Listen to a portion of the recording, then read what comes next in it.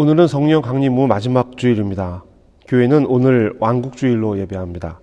왕국주일은 그리스도의 왕권과 통치를 축하하고 그리스도의 다시 오심을 기념하는 날입니다.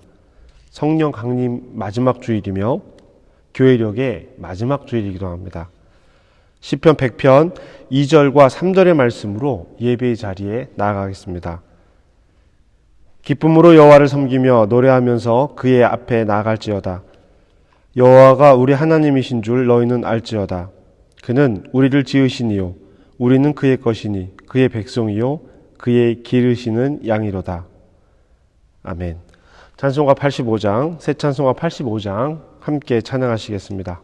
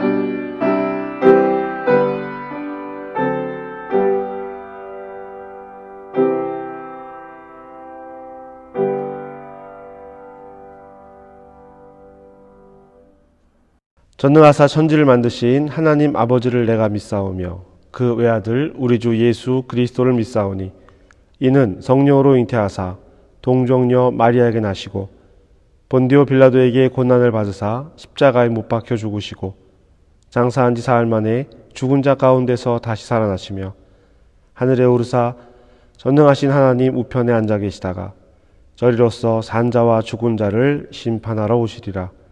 성령을 믿사오며 거룩한 공회와 성도가 서로 교통하는 것과 죄를 사하여 주시는 것과 몸이 다시 사는 것과 영원히 사는 것을 믿사옵나이다. 아멘. 시편교독 함께 하시겠습니다. 오늘 교독 말씀은 시편 100편 말씀입니다. 저와 여러분 한 절씩 교독하시고 마지막 절 함께 하시겠습니다. 온 땅이여 여호와께 즐거운 찬송을 부를지어다. 기쁨으로 여호와를 섬기며 노래하면서 그의 앞에 나아갈지어다. 여호와가 우리 하나님이신 줄 너희는 알지어다. 그는 우리를 지으신 이요 우리는 그의 것이니 그의 백성이요 그의 기르시는 양이로다. 감사함으로 그의 문에 들어가며 찬송함으로 그의 궁정에 들어가서 그에게 감사하며 그의 이름을 송축할지어다.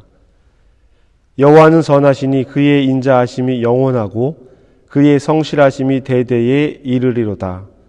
아멘.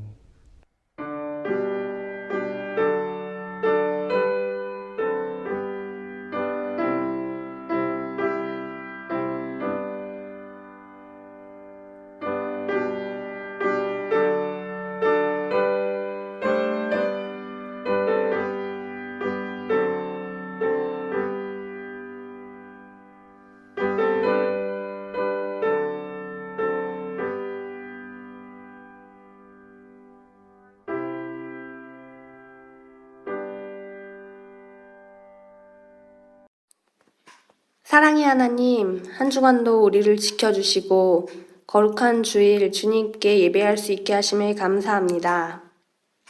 세상을 살면서 알면서 지은 죄, 모르고 지은 죄가 너무나 많습니다. 세상 것에 빠져 허우적거리고 나의 의의를 드러내며 주님을 슬프게 하였습니다. 이런 우리를 불쌍히 여겨주시고 이 시간 회개하오니 용서하여 주옵소서. 나의 연약함을 인정하고 주님께 아뢰옵니다. 주님께서 주시는 새 힘으로 살아갈 수 있도록 하여 주옵소서.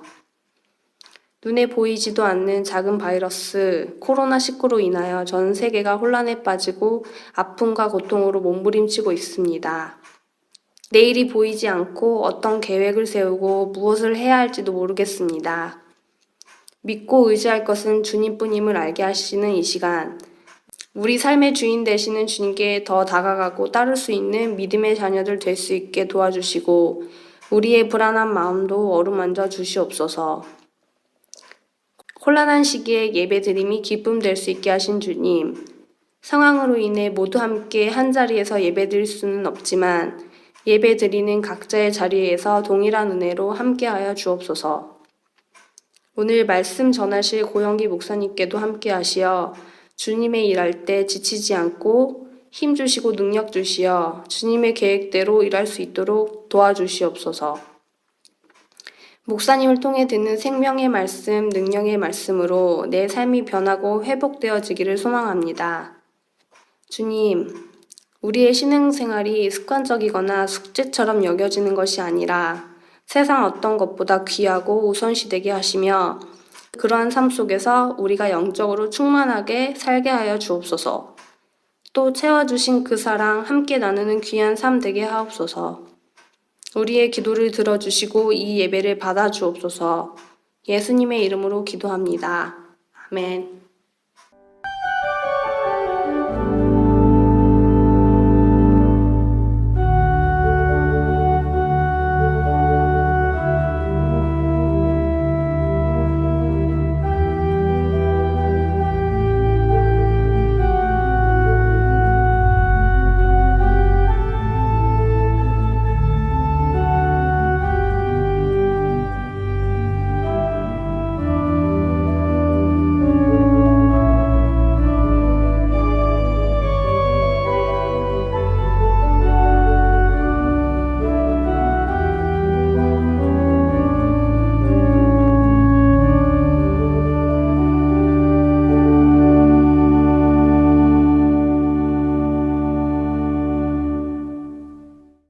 하늘에 계신 우리 아버지여, 이름이 거룩히 여김을 받으시오며 나라에 임하옵시며 뜻이 하늘에서 이루어진 것 같이 땅에서도 이루어지리이다.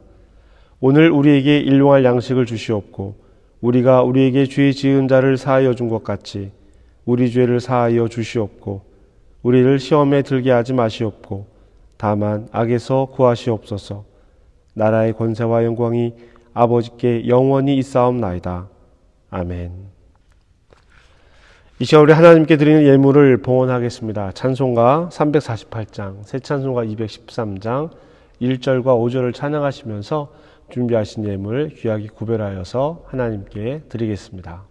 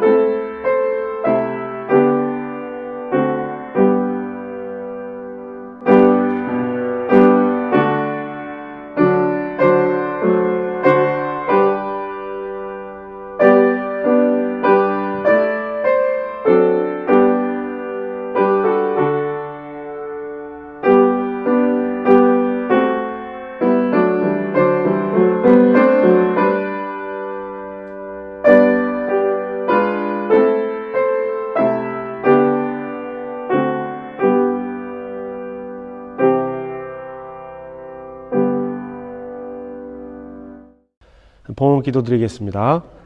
하나님, 주님께서 우리의 구원자가 되신다는 말씀이 큰 힘이 됩니다. 하오나 주님께서는 구원자가 되시는 동시에 심판자가 되신다는 사실을 잊지 않게 하옵소서. 신앙적으로 자만하거나 게으름에 빠져 지내지 말게 하시고 날마다 기도하며 주님께서 일러주신 생명의 길을 가게 하옵소서. 지극히 작은 자 하나를 귀히 여기고 지극히 작은 일 하나에 정성을 쏟으며 살게 하옵소서. 왕이신 주님, 이 시간 주님께 감사의 제물을 드리오니 기쁘게 받아 주옵소서. 예배를 드리고 제물을 드린 마음 그대로 일상을 정성스럽게 살아가게 하옵소서. 특별히 어려운 상황 속에서도 주님을 예배하며 마음을 제물로 드린 이들을 기억하여 주시고 그들의 영혼이 주님 안에서 새 힘을 얻게 하옵소서. 예수님의 이름으로 기도합니다. 아멘.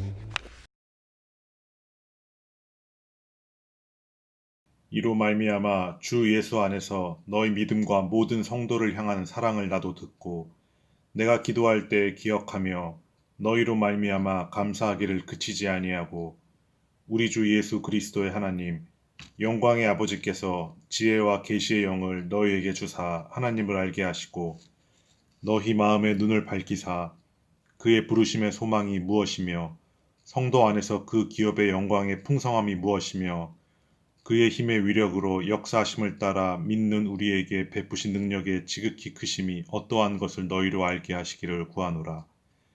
그의 능력이 그리스도 안에서 역사하사 죽은 자들 가운데서 다시 살리시고 하늘에서 자기의 오른편에 앉히사 모든 통치와 권세와 능력과 주권과 이 세상뿐 아니라 오는 세상에 일컫는 모든 이름 위에 뛰어나게 하시고 또 만물을 그의 발 아래 복종하게 하시고 그를 만물 위에 교회의 머리로 삼으셨느니라.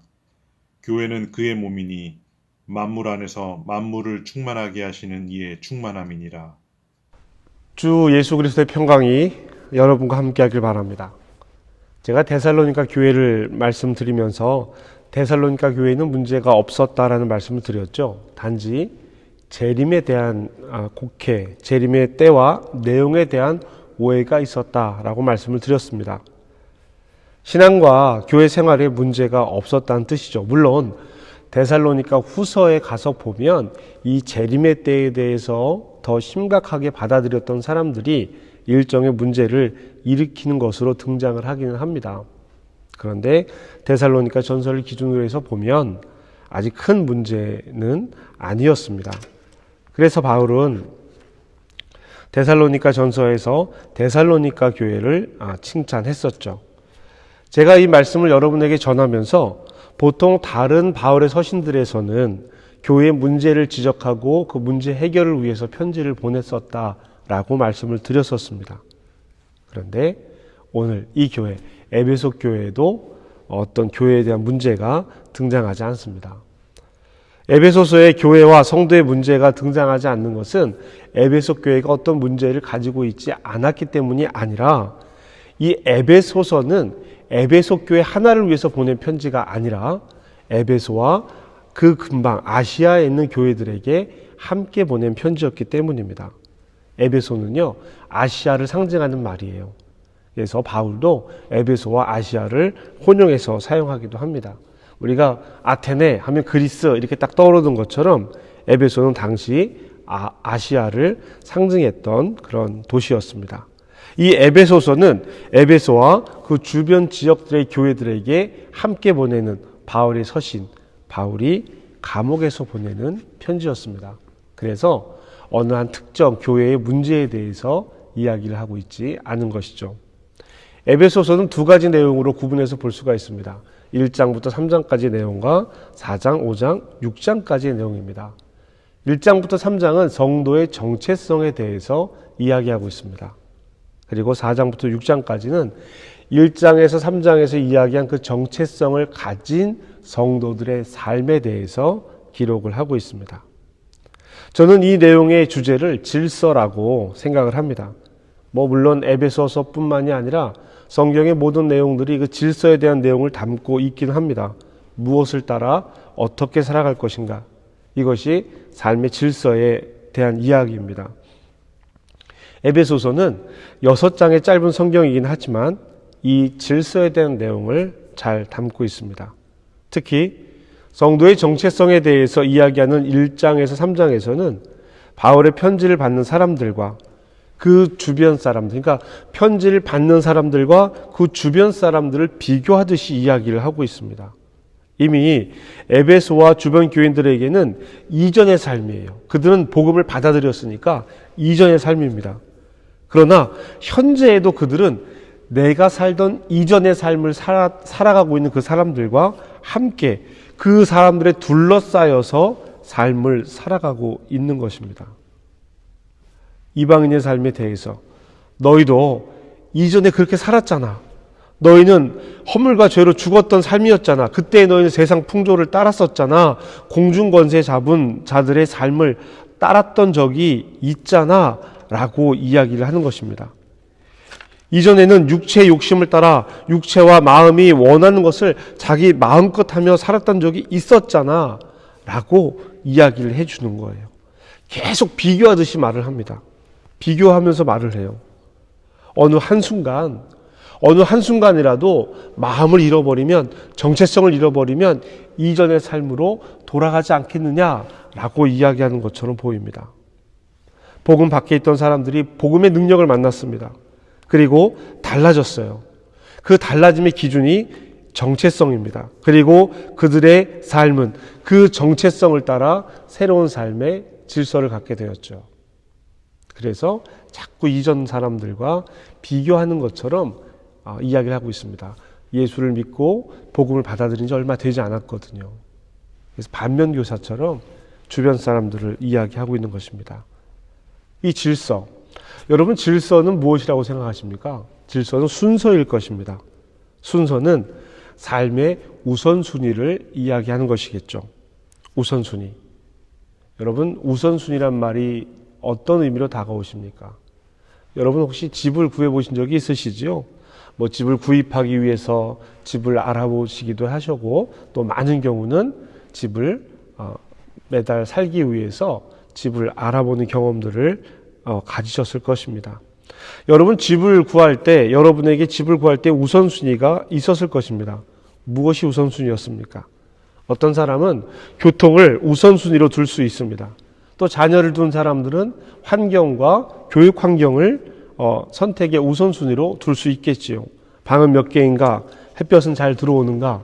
무엇보다 내가 가진 예산과 어느 정도 일치하는가? 집은 오래되었나? 새 집인가? 이웃은 어떤 사람들인가, 여러 가지 선택에 대한 우선순위가 있었을 것입니다. 그런데 그 우선순위라는 것이 어떻습니까? 말씀드렸던 것처럼 여러 우선순위가 있지만 대부분은 재정적인 부분에 우선순위를 먼저 두게 될 수도 있습니다. 집을 구한다라고 하는 대전제 안에서 내가 우선순위라고 뒀던 내용들이 변경될 수 있다라는 겁니다. 난 꼭 이것이어야 해 하는 것도 집을 구하기 위해서라면 우선순위가 바뀔 수 있다라는 것이죠.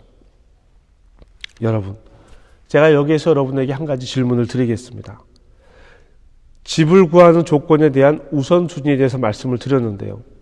조건과 상황에 따라서 그 우선순위가 변한다면 그것이 우선순위가 맞을까요? 우리 머릿속에 맞아요, 우선순위도 상황에 따라 변경될 수 있어요 라는 생각이 든다면 우리는 에베소에게 이야기하는 바울의 이야기를 더 주의 깊게 들어야 할 것입니다. 여러분의 가장 큰 기도 제목은 무엇입니까? 이런저런 상황에 따른 기도 제목 말고 마음속에 늘 품고 있는 기도가 있으십니까? 여러분이 삶에서 가장 이루고 싶은 소망이 무엇입니까? 지금까지 살아오면서 이루고자 하는 일들 중에서 가장 소망을 둔 일 중에서 이루어진 것이 있습니까? 혹은 실패한 일이 있습니까? 10대, 20대, 30대 혹은 40대에 꾸던 꿈들이 지금 이루어졌습니까? 실패를 했든지 이루어졌든지 상관없이 꿈과 소망을 이루어가는 과정은 어땠습니까? 지금은 어떠십니까? 그 소망, 그 꿈을 이루기 위해 여러분이 선택한 우선순위는 무엇이었습니까? 여러분이 가지고 있는 삶의 우선순위, 삶을 이어가는 질서에 하나님, 예수님, 성령님은 어디쯤에 있습니까? 여러분이 삶을 계획하는 과정에 하나님께 기도하는 시간은 얼마나 있습니까? 삶을 결정해 놓고 그 삶을 이루기 위해 하는 기도 말고 내가 어떤 삶을 살아가야 할 것인지에 대한 깊은 기도가 있으십니까? 오늘 에베소 본문은 바울이 에베소와 그 지역 교회들에게 편지를 하면서 그들을 위해 기도하고 있는 내용입니다.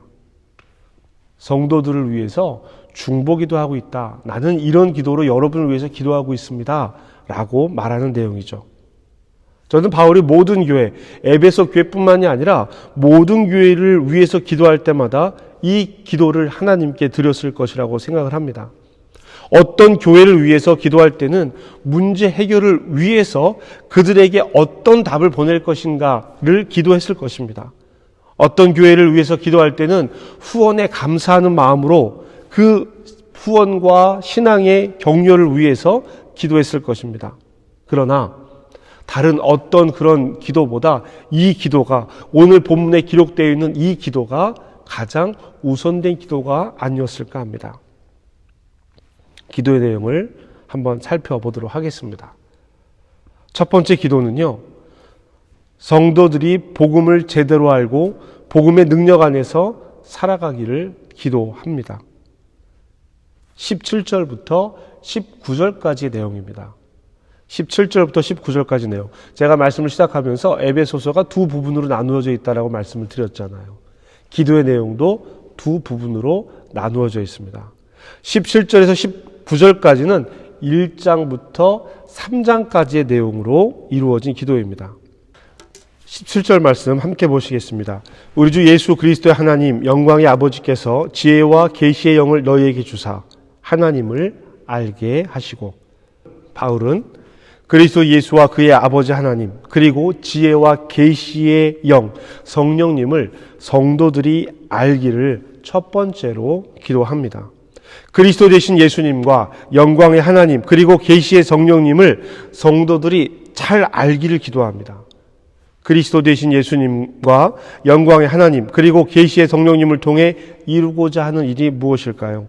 삼위일체 하나님을 알아야 하는 이유는 18절에 기록하고 있습니다. 18절 함께 하시겠습니다. 너희 마음의 눈을 밝히사 그의 부르심의 소망이 무엇이며 성도 안에서 그 기업의 영광의 풍성함이 무엇이며. 아멘. 하나님을 알아야 하는 이유, 부르심과 소망과 기업의 영광의 풍성이란 말이 18절 말씀에 나옵니다. 여러분, 소망과 풍성, 다른 설명이 필요한 말이 아닙니다. 내가 원하는 일, 내가 바라는 소망, 풍성함, 넘침, 재정적인 부요, 기업의 영광, 우리가 너무 좋아하는 그런 말들이에요. 그런데 이 소망과 기업의 영광과 풍성함을 알려면 하나님과 예수님과 성령님을 알아 눈이 밝혀져야 한다라고 하는 것입니다. 눈이 밝아지길 기도하고 있습니다. 이 말은 눈이 밝아져야만 볼 수 있는 소망, 기업의 영광, 풍성함이라는 거예요. 우리가 그냥 알고 있는 이 세상의 영광과 풍성함이 아니란 뜻입니다. 그래서 19절에 그 능력의 크심을 다시 한번 이야기하고 있습니다. 19절입니다. 그의 힘의 위력으로 역사하심을 따라 믿는 우리에게 베푸신 능력의 지극히 크심이 어떠한 것을 너희로 알게 하시기를 구하노라. 믿는 우리에게 하나님의 권능이 얼마나 크신지 하나님의 크신 심으로 알게 해주세요 라는 말입니다. 저와 여러분의 삶에 하나님의 크신 능력이 하나님의 힘으로 알게 되기를 축복합니다. 두 번째 기도인 20절에서 23절의 말씀은요, 하나님의 말씀 안에 있는 삶의 질서를 이야기합니다. 삶의 내용이에요. 이 내용이 4장부터 6장까지의 내용이라 말씀드렸습니다. 하나님을 믿고 예수님을 믿고 성령의 능력을 믿습니다. 하나님께서 질서를 세우십니다. 믿는 이들에게 질서를 세우시는데요, 이 땅에 오셔서 하나님의 말씀을 직접 보이시고 가르치신 예수님의 말씀이 삶의 기준이 되어야 하는 것입니다. 예수님은 어떤 분이시기에 그 질서를 따라야 하는가? 20절입니다. 그의 능력이 그리스도 안에 역사하사 죽은 자들 가운데서 다시 살리시고 하늘에서 자기의 오른편에 앉히사. 하나님의 능력이 그리스도 예수 안에서 일하셨습니다. 그래서 죽은 자 가운데서 살리셔서 지금은 하나님 우편에 앉으셨어요. 예수님의 많은 가르침과 많은 기적이 하나님의 일이 되는 것은 그가 죽음을 이기고 살아나셨기 때문입니다. 그리고 지금 하나님 우편에 앉으셔서 우리의 질서를 보고 계신 것입니다. 그리고 이 질서를 따라 심판하실 거예요. 21절에서 22절 말씀입니다. 모든 통치와 권세와 능력과 주권과 이 세상뿐 아니라 오는 세상에 일컫는 모든 이름 위에 뛰어나게 하시고 또 만물을 그의 발 아래 복종하게 하시고 그를 만물 위에 교회의 머리로 삼으셨느니라. 아멘. 삶의 가장 큰 우선순위가 어디에 있어야 하는지 분명하게 말씀하고 계십니다. 모든 권세, 모든 힘, 모든 능력, 주권, 지금의 것이나 나중의 것이나 모든 것 위에 뛰어난 이름이신 예수님이십니다. 모든 만물이 그 발 아래 있고 그를 만물 위에 교회의 머리로 삼으셨습니다. 교회의 머리는 예수님이세요. 머리가 없으면 안 되지요. 몸은 머리를 따라 움직이게 되어 있습니다. 예수님이 교회의 머리라는 것은 교회는 예수님을 따라 움직여야 한다라는 뜻입니다. 23절입니다. 교회는 그의 몸이니 만물 안에서 만물을 충만하게 하신 이의 충만함이니라. 교회는, 즉 우리는 예수 그리스도로 충만해야 합니다. 성도의 삶에는 예수께서 담겨 있어야 합니다. 예수님의 뜻을 따라야 하는 것이죠. 이것이 에베소서를 통해 바울이 전하는 이야기입니다. 여러분, 이 기도문을 출력하거나 성경에 표시해서 날마다 기도할 때 먼저 이 기도문을 한번 기도를 하세요. 내가 복음의 능력을 알고 하나님을 알고 이 세상에서 하나님의 뜻을 따라 무엇이 중요한지 분명하고 확고한 질서를 나의 삶에 세워갈 수 있도록 도와주시옵소서. 예수님, 성령님, 나의 첫걸음이, 나의 우선순위가 하나님의 말씀이 되게 해주세요 라고 기도해야 합니다. 성도 여러분, 이 목사가, 제가 이 교회에 존재하는 가장 큰 이유는 여러분이 삶의 우선순위를 분명하게 전할 수 있도록 여러분에게 말씀을 전하는 것입니다. 제가 우리 한민교회 자녀들, 예수 믿는 아이들을 위해서 기도하는 것은 잘 돼서 성공해서 그 아이들의 덕을 보기 위함이 아닙니다. 이 아이들이 확고한 믿음 위에 서서 반석 위에 세운 집 같은 그리스도인이 되어서 하나님의 뜻을 우선순위로 삼는 그리스도인으로 성장하기를 바라는 것입니다. 노년을 위해서 기도하는 것 마찬가지입니다. 건강한 삶, 편안한 노후가 최우선이 아닙니다. 하나님 나라에 가장 가까운 분들이시거든요. 그 삶의 우선순위가 하나님의 뜻이 되기를 바라는 것입니다. 물론 긴급한 기도 하나님께 합니다. 그러나 가장 중요한 기도는요, 질서를 찾는 일입니다. 상태가 변해야 하는 것이지 상황이 변해야 하는 것이 아닙니다. 상황에 따라 신앙생활을 하면 상황에 따라 신앙생활이 요동치게 됩니다. 상황을 해결하기 위해서가 아니라 상황을 지배하는 삶의 상태를 위해서 기도하는 것이죠. 성도 여러분, 주일에 왜 예배를 드려야 할까요? 주일 성수를 안 한다면 벌 받습니까? 주일 성수, 주일에 예배를 드리는 것. 오랫동안 신앙생활 하신 분들, 어려서부터 신앙생활 하신 사람들은 많이 듣던 이야기들일 것입니다. 주일 성수는요, 주일에 예배를 드리는 일은 자녀들에게 가르치는 가장 좋은 신앙의 훈련이 될 수 있습니다. 또한 본인 신앙 훈련에 가장 좋은 도구가 될 수도 있습니다. 그런데 단순히 주일 예배에 참여하는 것으로 우선순위의 신앙을 가르칠 수는 없습니다. 삶이 뒤따라야 돼요.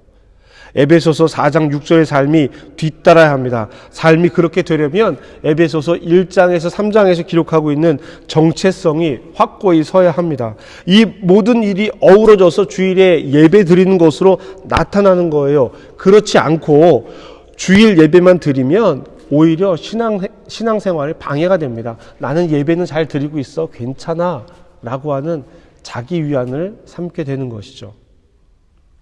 헌금 생활도 그렇습니다. 돈의 우선순위, 돈의 질서를 하나님께 두므로 만몬에게 지배당하는 삶이 아니라 그 돈을 사용하며 사는 삶이 되는 것입니다. 많고 적음의 문제는 2차적인 문제입니다. 내가 무엇을 위해 더 많이 쓰며 살아가는가 살펴보세요. 자녀들에게 하는 이야기 중에 가장 많은 말이 무엇인지를 한번 살펴보십시오. 바울은 에베소 교회와 주변 교회들에게 이 편지를 보내면서 정체성에 대해서 이야기할 때 얼마 전까지 속해 있던 세상을 계속 비교해서 이야기한다고 말씀을 드렸잖아요. 돌아보고 또 돌아보라는 뜻이 아닐까요? 우리의 삶을 계속 돌아보며 되돌아가지 않도록 노력해야 한다는 이야기입니다. 이렇게 노력해야 하는 것이 저와 여러분의 오늘입니다. 우리의 오늘은 무엇을 우선순위로 삼고 있습니까? 나의 삶은 어떤 질서를 따라 흐르고 있습니까? 바라기는 지혜와 계시의 영이 우리가 하나님을 바로 알게 하시고 우리의 눈이 맑아져서 하나님의 부르심의 소망과 성도 안에서 그 기업의 풍성함이 무엇인지를 분명하게 깨닫기를, 그래서 그 능력으로 우선순위를 따라 질서를 따라 살아가시기를 주님의 이름으로 축복합니다. 아멘. 이 시간 우리 결단의 기도를 함께 합시다. 오늘 받은 말씀을 통해 나에게 주시는 말씀은 무엇인지, 나에게 요청하시는 것은 무엇인지, 그리고 내가 하나님 앞에 결단해야 할 것은 무엇인지 이 시간 결단하며 기도하겠습니다. 기도합시다.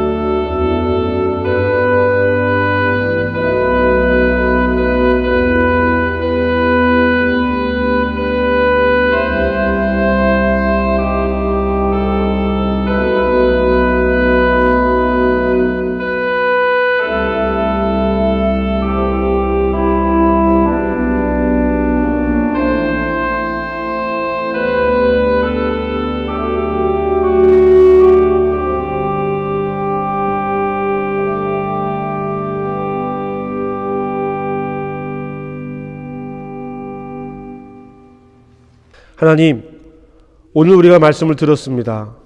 분명하고 확고한 말씀을 들었습니다. 우리의 삶의 우선순위가, 질서가 분명하게 잡혀서 하나님 말씀 안에서 살아가는 삶이 되게 하시옵소서. 어떤 것을 선택하는 순간, 내 삶의 중요한 것을 선택해야 하는 순간 하나님 앞에 기도하게 하시고, 세상에서 이루어지는 일로 풍성함과 부유함을 느끼는 것이 아니라 열어주시는 눈을 통해 주님과 함께하는 부유함과 풍성함을 보게 하시옵소서. 예수님의 이름으로 기도합니다. 아멘. 이 시간 파송의 인사를 함께 나누겠습니다. 여러분은 생명의 말씀을 들었습니다. 삶 속에서 생명의 말씀으로 흔들리지 않고 말씀을 따라 살겠습니다. 주님, 우리를 도우소서. 우리 주 예수 그리스도의 은혜와 하나님의 사랑과 성령의 교통하심이 사랑하는 성도들에게 지금부터 영원까지 함께 하시기를 간절히 축복합니다. 아멘. 여러분 사랑하고 축복합니다. 벌써 11월 세 번째 주일을 이렇게 맞이하고 있습니다. 여러분 주중 신앙생활 하는 거 여러분 챙기셔서 말씀도 읽고 말씀도 다시 듣고 또 찬양과 기도 가운데 하루하루의 삶들이 이어지기를 주님의 이름으로 부탁을 드리겠습니다. 이번 주 한민학당은 11번째 시간입니다. 선교 후원하는 거 12월까지만 하는 거 여러분 기억해 주시고요. 우리 황순웅 권사님 위해서 기도해 주시고 또 함께 협력해 주시기를 부탁드리겠습니다. 소년소녀 가장 높기를 지난주까지 신청을 받았습니다. 지난주까지 신청을 받고 보니 모두 14가정이 신청해 주셨습니다. 감사합니다. 우리가 이전까지 후원하던 금액 거의 맞추어서 이루어졌습니다. 지금까지 후원하던 금액을 앞으로도 후원할 수 있게 되었습니다. 작은 일이지만 커다란 마음임을 기억합니다. 여러분 동참해 주신 여러분께 감사드리고요. 우리 성도님들께서도 함께 이 아이들을 위해서 기도해 주시기를 부탁드리겠습니다. 기도하시겠습니다. 하나님, 예배를 드리며 교회 소식을 함께 나누었습니다. 큰 변화 없는 삶입니다. 그러나 하나님, 우리의 삶 가운데 성령의 역사하심으로 말미암아 우리의 삶이 하나님 앞에 힘차게 일어설 수 있도록 주님 도와주시옵소서. 일터에서 학교에서 공부하는 이들이 있습니다. 우리 자녀들이 있습니다. 하나님 안전케 하시고 이 안전함으로 말미암아 하나님께 감사할 수 있도록 주님 도우시고 인도하여 주시옵소서. 육신의 연약함으로 질병 가운데 있는 이들이 있습니다.